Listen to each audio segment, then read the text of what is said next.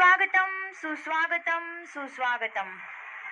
सुभेदार परिवारातर्फे सर्व गणेश भक्तांना गणेश चतुर्थीच्या हार्दिक हार्दिक शुभेच्छा.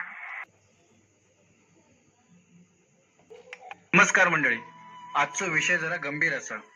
मंडळी, आपल्या आसपास बरेच अपघात होतात आणि अपघात झालेलो पेशंट जेव्हा हॉस्पिटलमध्ये घेऊन जातो तेव्हा डॉक्टर सांगतात हा इलाज होतो नाही, गोवा बांबोळे घेऊन जावा. बऱ्याच वेळा बांबोळे घेऊन जाता जाता वाटेतच तो पेशंट दगावता. मंडळी, 1 मे 1981 आपल्या सिंधुदुर्ग जिल्ह्याची निर्मिती झाली. म्हणजे जवळपास आपल्या जिल्ह्यात 43 वर्ष झाली. पण शर्मेची गोष्ट ही असा की अजूनही आपल्या जिल्ह्यात बांबोळीच्या लेवलचा एक हॉस्पिटल नाही. आतापर्यंत आमची हजारो माणसं अशीच वेळेवर बांबोळीत पोचाक नाही, वेळेवर इलाज होऊ नये म्हणून आपणाक सोडून गेली. एखाद्या घरातली प्रमुख व्यक्ती जेव्हा अपघातात जाता तेव्हा ती एकटी व्यक्ती जात नाही, तर जाताना त्या कुटुंबाचा आनंद आधार सगळा घेऊन जाता.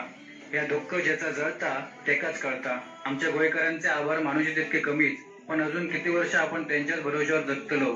आम्ही कोकणी माणसा असा त्याच्या समाधान मानणारी, ना कसले मोर्चे ना कसली आंदोलना, ना सरकारकडे रोज उठून रडत बसणार.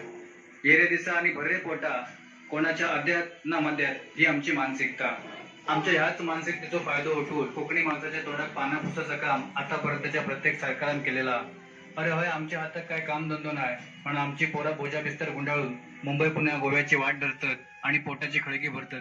त्याच्याबद्दल आम्ही काही बोलतच नाही. पण सरकार म्हणून तुमका इतक्या वर्षात सामान्य जनता गोरगरिबांसाठी एक चांगला हॉस्पिटल उभे करूक जमक नाही.